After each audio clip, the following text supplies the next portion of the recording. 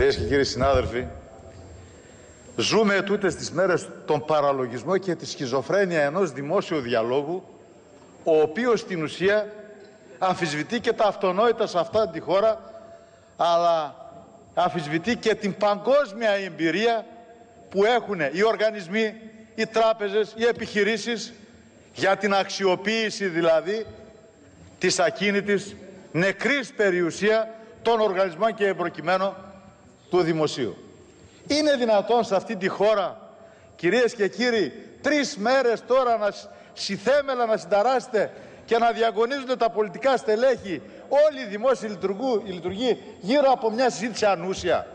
Υπάρχει επιχείρηση στον κόσμο, υπάρχει οργανισμός που έχει περιουσιακά στοιχεία νεκρά και δεν καταφεύγει στην αξιοποίηση αυτών ή και στην πώλησή τους, αλλά προτιμάει να πάει να δανείζεται και με υπόδεινους όρους? Τι είναι αυτά τα πράγματα που γίνονται και λέγονται σε αυτή τη χώρα?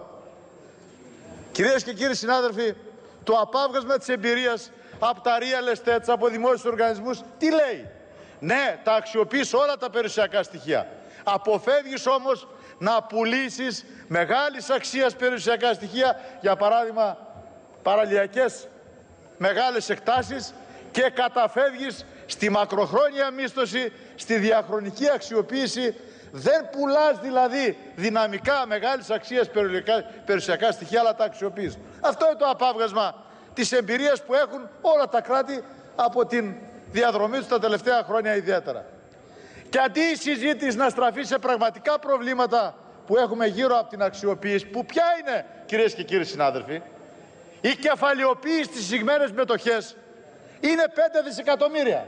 Αν πει ο κύριος Υπουργός να πουλήσει τις εισηγμένες αυτή τη στιγμή, δεν πιάνει τίποτε, θα τα ξεπουλήσει στην ουσία.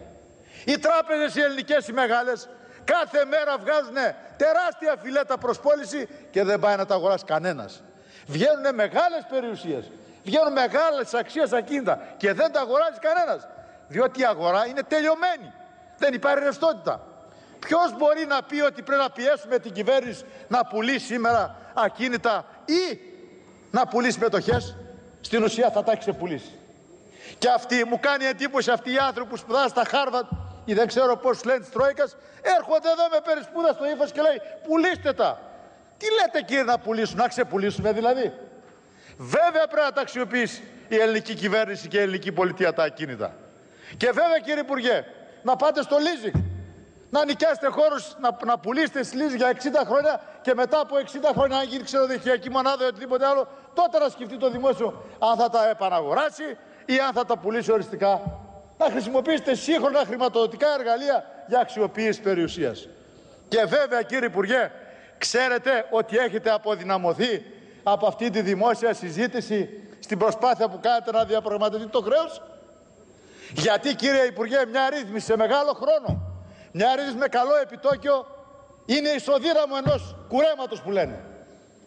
Εγώ από την εμπειρία μου στις τράπεζες, ξέρετε τι έκανα? Αντί να διαγράψω ευθέως και να μου χτυπήσει τα αποτελέσματα ένα χρέος, το πήγαινα σε βάθος και ήταν ισοδύναμη η ανάπτυξη του δανείου με ένα haircut όπως λένε. Άρα λοιπόν, ξέρετε θα σας πουλεί πιστωτές αύριο μετά θα μας πουλεί σαν χώρα?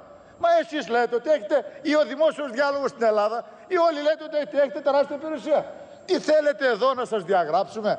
Τι θέλετε να σας κάνουμε ανάπτυξη του δανείου επωφελής για την ελληνική κοινωνία? Υπονομεύτηκε η προσπάθεια που κάνει ο Πρωθυπουργός και η κυβέρνηση με το δημόσιο διάλογο αυτές τις μέρες. Αυτή είναι η αίσθησή μου κύριε Υπουργέ. Και βέβαια θα ήταν ανήθικο να πούμε εμείς στους πιστωτές μας διαγράψτε μας εσάς και εμείς δεν αξιοποιούμε τίποτα την περιουσία. Και τα δυο πρέπει να γίνουν. Αλλά με φιδό μέτρο και έστω του πότε πουλάς, τι πουλάς, σε τι τιμές και με τι διαδικασίες. Αυτά είναι τα μεγάλα ζητήματα που πρέπει να συζητήσουμε. Όχι το πρωτόλιο ερώτημα θα αξιοποιήσουμε, θα ξεπουλήσουμε. Μια γενική και αφηρημένη κουβέντα χωρίς ουσία. Και αντί κύριε Υπουργέ, εγώ σήμερα συγκλονίστηκα κύριε Υπουργέ, να συζητήσουμε ότι το τρίτο τρίμηνο του 2010 η οικονομία βυθίστηκε και είχε απώλεια του ΑΕΠ 6,6%. Τα ακούτε σας παρακαλώ κύριε συνάδελφοι? 6,6% που μας βγάζει μέσο όρο 4,5% πτώση του ΑΕΠ το 2010. Και αντί να εγερθούμε όλες οι πολιτικές παρατάξεις με πρώτη κυβέρνηση να δούμε τι θα κάνουμε, να κάνουμε πιο εμπροστοβαρή τα μέτρα, να δημιουργήσουμε προϋποθέσεις και συνθήκες ανάπτυξης, να γυρίσει η οικονομία γρήγορα, καθόμαστε με μια μίζερη λογική γύρω από το πρόβλημα χωρίς να συζητάμε την ουσία των πραγμάτων. Αυτή είναι η θλίψη σε αυτή τη χώρα. Αυτή είναι η θλίψη και όχι η έγερση γύρω από τα πραγματικά προβλήματα. Εγώ, κύριε Υπουργέ, θα σκρίβω ότι φοβάμαι. Έχω ελπίδες από τον τουρισμό και την ναυτιλία που αρχίζουν για να κάμπτουν ότι θα γυρίσει η οικονομία. Αλλά δεν μπορεί να πάει 2,7 πέρσι η μείωση, 4,5 φέτος και του χρόνου λέμε 3,5. Δηλαδή 11% μέσα σε 3 χρόνια. Και προσδοκούμε του χρόνου θετικούς ρυθμούς. Βέβαια, θέλω να συμμεριστώ την άποψη που λέει ότι η μείωση του ΑΕΠ και η βίδηση της οικονομίας οφείλεται στο δώρο, στην έλλειψη του δώρου των Χριστουγέννων, που αποτελούσε κινητήρια δύναμη στην αγορά στο τελευταίο τρίμηνο του 10. Και είναι αλήθεια αυτό. Είναι αλήθεια αυτό. Και ήταν υπερβολές και τις Τρόικες που μας έλεγε κουρέψτε τα πάντα. Μειώστε την ενεργοζήτηση. Μα δεν είναι αδιέξοδο αυτή η κατάσταση. Πρέπει τώρα η κυβέρνηση να συζητήσει σοβαρά, εμπροστοβαρή μέτρα για δημιουργία συνθηκών και προϋποθέσεων ρευστότητας και ανάπτυξη στη χώρα. Και τελειώνω με την τελευταία παρατήρηση. Κανένας δεν διαφωνεί σε αυτή τη χώρα, κυρίες και κύριοι συνάδελφοι. Και έπρεπε να περάσουν τόσα χρόνια να συζητήσουμε για τη δυνατότητα προσπέλασης των νέων στα επαγγέλματα. Να συζητήσουμε για την εύκολη πρόσβαση των εργαζόμενων, των νέων ανθρώπων στα επαγγέλματά τους. Εδώ το μοντέλο παραπτύχθηκε 42 επαγγέλματα, κατώτατο τιμολόγιο. Αδυναμία να μπει ο νέος στο επάγγελμα και αγοροπολισία της άδειας που έδινε το κράτος. Αυτό ήταν το μοντέλο. Αυτό ήταν το μοντέλο. Ένα 10% της ελληνικής κοινωνίας έτρωγε τα λεφτά του ελληνικού λαού. Έκανε κότερο, βίλες, δεν πλήρωνε ποτέ. Και ένα 30% ήταν με την προστασία του ελληνικού δημοσίου στα κλειστά επαγγέλματα. Αυτά πρέπει να σπάσουν. Δεν τα συζητάμε. Όμως, κύριε Υπουργέ, μα έχουμε, πριν τελειώσω, κύριε Πρόεδρε, μα έχουμε εδώ μαρτυρία όλων των διεθνών οργανισμών. Όσα λέει ότι έχει τα ακριβότερα τιμολόγια, έχει το μεγαλύτερο βαθμό δυσκολίας και προσπέλασης. Μας τα λένε όλοι. Το Επιτροπή Ανταγωνισμού, όλοι οι οργανισμοί μας το λένε. Τι δηλαδή εμείς εδώ θα συζητάμε πάλι τα αυτονόητα? Βέβαια, αυτό το νομοσχέδιο είναι γενικό πλαίσιο και γενικές αρχές.